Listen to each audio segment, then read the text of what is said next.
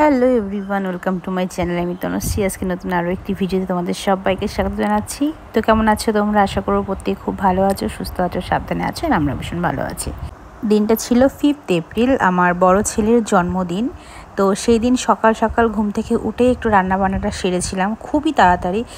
Basically আমি ওর জন্মদিনের দিন আমি সকাল সকাল উঠে স্নান টান করে আগে পুজো সারি, তারপরে রান্নাঘরে ঢুকি, কিন্তু ওই দিন তা হয়নি। সেই দিন সকাল সকাল একটু রান্নাবান্নাগুলো সেরে নিয়েছি। তো ব্যাপারটা হচ্ছে কি, ওই দিন শনিবার ছিল, ওর একটা মাত্র ক্লাস থাকে, সেটা হচ্ছে ড্রয়িং থাকে। তো সেই কারণের জন্য ওই তার আগের দিন থেকেই স্কুলটা স্টার্ট হয়েছে। ওই জন্য দেখলাম ওই দিন আর না গেলে কেমন হয়, কারণ ওই সপ্তাহে একটা দিনই তো, ওই কারণের জন্যই। যাই হোক, দেখতে পেলে ওখানে আমি সমস্ত রকম রান্নাবান্না আর সিম্পল রান্নাবান্নাই করেছি। একটু পায়েস তো বানিয়েছি, কারণ পায়েস না হলে তো জন্মদিন অসম্পূর্ণ থাকেই। আর দেখো, এখানে রুপোর থালা বাসনগুলো আমি সব বার করে নিয়েছি। এখন সুন্দর করে সাজিয়ে, যেহেতু সকালেই স্কুল, তো সেই জন্য আগেই সাজিয়ে ওকে খাইয়ে টাইয়ে তারপরে স্কুলে পাঠাবো, সেরকমই চিন্তাভাবনা। কারণ স্কুল থেকে বাড়ি ফেরার পরে যদি এগুলো করতে যাই, আমার মনে হয় যে কোনো শুভ কাজ সবসময় 12টার আগে করাটাই ভালো। সেটা বারবেলা পড়ে যায়, তো দেখতে ভালো লাগে না। যে কোনো শুভ অনুষ্ঠানের জন্য সকালবেলাটাই খুবই শুভ। তো যাই হোক, সেই জন্যই আর কি, সে ছেলে হোক আর যাই হোক, যে কেউ হোক না কেন, আমি আশীর্বাদ পর্বটা সবসময় চাই যে সকাল সকালটাই সেরে নিই। যাই হোক, এখানে দেখো বাবুকে আমি বসিয়ে দিয়েছি সমস্তটা আয়োজন করে। তো এখানে আবার দেশলাই আনতে গেছিলাম প্রদীপটা ধরাবো বলে। তো আমার সেই দিনগুলোর কথা এখন মনে পড়ে যাচ্ছে। দেখতে দেখতে ছেলেটা বড় হয়ে গেল, ওর 6 বছর পূর্ণ হবে এবছর। তো যেহেতু সবথেকে বড় কথা, এবার তো ভাই রয়েছে, ভাই আগের বছরও ছিল, কিন্তু তখন তো অতটা বুঝে উঠতে পারিনি। কিছুদিন আগেই ছোট ভাইয়ের অন্নপ্রাশন হয়েছে, তারপরে তোমার জন্মদিন হয়েছে। তো জন্মদিনে এত আয়োজন হয়েছে, ওর তো মনের মধ্যে একটু খুঁতখুঁতানি হচ্ছিল, এই যে আমার জন্মদিনও এরকম হবে। তো পরপর অনেকগুলো অনুষ্ঠান হয়েছে বলে ওই জন্য এবার একটু ছোট করেই করা হলো ওর অনুষ্ঠানটা, ওর বার্থডেটা। আমরা এবার চেয়েছি একটু, সবসময় তো করাই হয়, তো একটু ঘরোয়াভাবেই আর কি করা হলো। তো ওর না হয়তো ওর মন খারাপ করতো ভীষণ সেন্টিমেন্টে লেগে যায় সব কিছু আর কি। তো প্রথম থেকে কিন্তু বারবার বলেই যাচ্ছে যে ভাইয়ের জন্মদিন হয়েছে, আমাকেও করতে হবে, আমিও এরকমভাবে জন্মদিন পালন করব। যেটা কিন্তু আগে ছিল না, যেহেতু ভাই এসেছে, ভাইকে দেখছে। হ্যাঁ, কিন্তু ওকে কিন্তু বোঝালে কিন্তু ও বোঝে। হয়তো তোমরা ভাববে এখন দুটো হয়ে গেছে তো একটু হিংসা চলে এসেছে, কিন্তু কখনো তা নয়। ওকে কিন্তু সুন্দর করে বুঝিয়ে তুমি বললে ও কিন্তু সুন্দর বোঝে।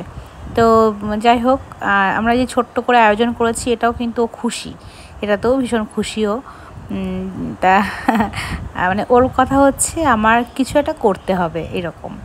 তো এখানে দেখো সবটা গুছিয়ে টুছিয়ে নিয়ে, এমন কি না, একটা জিনিস আমি খেয়াল করেছি, ও জন্মদিনের দিন এত আনন্দ করে, কারণ যেগুলো খায় সেগুলো তো দেওয়া হয়ই, কিন্তু ও যেগুলো খায় না সেগুলো কিন্তু একটু হলেও মুখে নেয়, সেদিন খায়।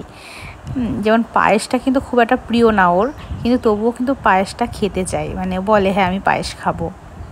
তো এখানে প্রথমে মণিকে দিয়ে আশীর্বাদ করিয়ে নিলাম। তো আমি বললাম যে একটু প্রণাম করো, এখন থেকে প্রণামটা না শিখলে না পরবর্তীতে ভীষণ প্রবলেম হয়। এই যে সংস্কৃতিগুলো কিন্তু এখন থেকে না শেখালে, এখনকার বাচ্চাদেরকে, কারণ এখনকার বাচ্চারা তো একটু অন্যরকম, এখন থেকে শেখালে ওরা মনে হয় বড়ো হয়ে অত অসুবিধা হবে না। কিন্তু এই সংস্কৃতিগুলো আমাদের বাঙালির সবটা করা দরকার আমি মনে করি। যাই হোক, তো এখানে আবার ওর ঠাম্মি তো জানোই মাথা ফেটে গেছে। সেদিন মাঝখানে আমি ব্লগ দিয়েছিলাম, শর্ট একটা মিনি ব্লগ দিয়েছিলাম।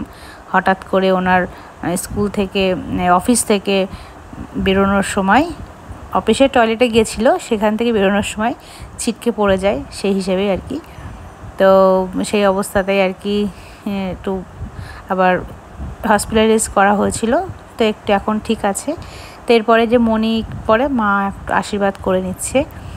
তা মা আশীর্বাদ করার পর তারপরে আমার পালা। ওর বাবাকে বলছিলাম তুমি করো, তো ওর বাবা বললো না আমি স্নান করিনি, আর এক্ষুনি আমি অফিসে বেরোবো, তুমি করে নাও, 3 জন তাহলে হয়ে যাবে। তো যাই হোক, সবাই এই যে এখন মোটামুটি সব কিছু হলো। আর দেখলে তো যেই পায়েসটা খাওয়াতে গেল, তো খেতে ইচ্ছা করে না, কিন্তু তবুও অল্প একটু কিন্তু মুখে নিল। তো এই দেখো ওই যে মাথায় কি অবস্থা হয়ে রয়েছে, তো 2 দিন থাকলে আবার ঠিক হয়ে যাবে বলেই দিয়েছে। তো এখানে বড়বাবুকে আমি একটু আশীর্বাদ করে নিচ্ছি। আর ও এগুলো ভীষণ পছন্দও করে, সব শুধু সেটা ওর জন্মদিনের দিনই, বললাম না। আর আমি ওকে বলছিলাম তুমি কোনটা দিয়ে খাবে সেটা বলো, তাহলে তুমি ওকে সেটাই দেবো। পায়েস তো আমি জানি ওকে খেতে চাই না, তাই একটু ভাত খাইয়ে দিলাম। তো আমার ওর সেই ছোটোবেলারগুলোর কথা মনে পড়ে, কারণ ও সেই ছোট্ট ফুচকি ছিল, সেখান থেকে কত বড় হয়ে গেছে এখন। প্রথমবার মা হওয়ার পিছনে অনেক রকম গল্প আছে, আমি তো তোমাদের সঙ্গে শেয়ার করিনি কখনো, কিন্তু আমি ভেবেছি একটা আলাদা করে ভিডিও দেবো। আমি সবসময়ই বলি তোমাদেরকে আলাদা করে ভিডিও দেবো, কিন্তু সেরকমভাবে সময় করে উঠতে পারি না। তো যাই হোক, দুপুরের পরে এখন আমরা বসে পড়েছি এখানে কাটা বাছা করতে, মানে কিন্তু এটাকে ছোট্ট করে ঘরোয়া করে, যেহেতু অনুষ্ঠানটা হচ্ছে পাড়ার বাচ্চাদেরকে নিয়ে, তো এখানে রাত্রেবেলা সেরকমভাবে আয়োজন রাখিনি, শুধুমাত্র ফ্রাইড রাইস আর চিকেনের আয়োজন করেছি। ফ্রাইড রাইস আর চিকেন হবে। তো এখানে যে মা এখানে কাটা বাছা করছে, আমিও করছি, এতক্ষণ মনিও ছিল, মনি ওইদিকে ছোটোটার সঙ্গে একটু খেলছে। তো যাই হোক, সবটা কমপ্লিট হয়ে যাওয়ার পর দেখো এখন লেগে পড়েছি রান্না বান্নাতে। তোমার দাদাভাই করবে মাংস আর আমি করব ফ্রাইড রাইস। তো প্রথমে রান্নাবান্না করতে এসে তো আমাকে সবাই মিলে নানান রকম কথা শোনালো। আমি রান্না করতে আসলে আর কি সবাই মিলে নানান রকম মজা হাসি ঠাট্টা লেগেই থাকে। তো এখানে এসে তো ঘেমে অস্থির হয়ে গেছি প্রথমেই। আর তার মধ্যে একটা কাণ্ড ঘটেছে, সেটা হলো এই যে দেখছো যে চালটা ভাতটা বানিয়েছিলাম, সেই ভাতটার পাশের যে ড্রামটা রয়েছে না, ওই ড্রামে করে বানিয়েছিলাম। প্রথম দিকে যে বানাতে গেছি জলটা যেই দিয়েছি, প্রথম দিকে জল বুঝতেই পারিনি ওরকম, গামলাটা আসলে ফুটো। তো প্রথম দিকে ভালোই জলটা ফুটছিল, ফুটতে ফুটতে যেই চালটা দিয়েছি তখন দেখি নিচের দিকে টপ টপ টপ করে জল পড়ছে। বুঝতেই পারলাম না কি হলো, দিয়ে লাস্টে ভাত নামাবো না চাল নামাবো, চালটা নামাবো না জলটা নামাবো না, কী হবে কী করবো বুঝতে পারছিলাম না। তো যাই হোক, এই প্রথমবার আমি এতটা ফ্রাইড রাইস নিজে হাতে করে করছি, আগে পরে কখনো করিনি। লাস্টে তো নাড়তেই পারছিলাম না, এত বড় কড়াই এত বড় খুন্তি নিয়ে, সেই নিয়ে তো এখানে প্রচণ্ড হাসাহাসি হচ্ছিল, ঠিকঠাক করে নাড়তে পারছিলাম না বলে। লাস্টে তোমার দাদাভাই আবার একটু হেল্প করে দিয়েছে, দিয়ে নিয়ে কত কিছু। যাই হোক, ফাইনালি ফ্রাইড রাইসটা করে আবার আমি ওদিকে যাবো, কারণ ওদিকে ডেকোরেশনের কাজটা একটু বাকি রয়েছে, সেটা একটু সারবো সিম্পলভাবে, একটু বেলুন টেলুন দিয়ে সাজাবো। প্রথম দিকে একটু সাজিয়ে রেখে এসেছি, পরে গিয়ে দেখি সমস্তটা ফেটে একাকার হয়ে গেছে সমস্ত বেলুন। তো এখানে লাস্টে তোমার দাদাভাই একটু হেল্প করে দিল নেড়ে টেড়ে, তো আমি ওটা নামিয়ে চলে আসলাম উপরে চলে এসে ডেকোরেশনটা ছোট্ট করে সিম্পলভাবে সাজালাম। তো বাকি দেখি বেলুন টেলুনগুলো সব ফেটে গেছে। যাই হোক, এখন ফাইনালি কেকটা যেটা এসছে সেটা খোলার পালা। আগের দিন কেকের অর্ডার দিয়ে এসেছিলাম, তো আমার বাবুর তো ভীষণ পছন্দ ছিল গাড়ি কেক, আর যেই ছোট্ট একটা গাড়ি দেখছো সেই গাড়িটা কিন্তু কেকের সঙ্গে দিয়েছে। তো এখানে ওর পছন্দ ছিল, গাড়ি যেই কেকগুলো হয় না, কিন্তু আমি এর আগে একটা কেক নিয়ে অভিজ্ঞতা আমার আছে, ওই টাইপের কেক নিলে খুব বাজে খেতে হয়, টেস্টফুল একদমই হয় না। তো সেই কারণে ওখান থেকে ওরা বললো আর যে ওই টাইপের কেক না নেওয়াই ভালো, ওই জন্য সিম্পল কেক একটা নিয়েছি, বাটারস্কচের ফ্লেভার।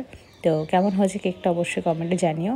আর এই গাড়িটা ওর কেকের উপরে বসিয়ে দিতে হবে, ওই জন্য গাড়িটাকে আলাদা করে দিয়েছিল। আর যেটা দেখে আমার বাবা প্রচণ্ড খুশি হয়েছে, ওর যেটা স্বপ্ন ছিল একটা গাড়ি অন্তত থাকবে, তো সেই কারণের জন্যই আর কি একটা গাড়ির অন্তত এখানে দেওয়া রয়েছে। তো দেখো একদম সিম্পলের মধ্যে কেকটা হয়েছে, তো কেমন লাগলো কমেন্টটা অবশ্যই জানিও। তো যাই হোক, এই দেখে আবার ওইদিকে ওনার ভাই তো এই গাড়িটা এতেই চাই, গাড়িটার জন্য পাগল হয়ে যাচ্ছে। ও তো এখন গাড়িটা দেখে গাড়িটা নেবে বলে কান্না জুড়ে দিয়েছে। কেক কাটিংটা না হলে তো দিতে পারছি না। তো লাস্টে ফাইনালি সেই মুহূর্ত কেক কাটিংয়ের, সবাইকে ডেকে নিয়ে আসলাম, ডেকে নিয়ে এখন কেক কাটিংটা হবে। রান্নাবান্না দিকে কমপ্লিট, কেকটা দিকে কাটা হয়ে গেলে মোটামুটি সবটাই হয়ে যায়। তো ওইদিকে একটু প্রচণ্ড গরমও লাগছিল। তো যাই হোক, এখানে দেখো এবার কেক কাটিং পর্বটা শুরু হবে। তো প্রথম দিকে ছোটো বাবিন যেমন ভয় পাচ্ছিল, কিন্তু এবার কিন্তু ভয় পায়নি। ওর জন্মদিনে কিন্তু প্রচণ্ড ভয় পাচ্ছিল, যে স্পার্কেলটা জ্বলেছিল তখন, কিন্তু এবার কিন্তু একটুও ভয় পায়নি, খুব মজা করেছে। দেখো একভাবে তাকিয়ে আছে আগুনটার দিকে। যাই হোক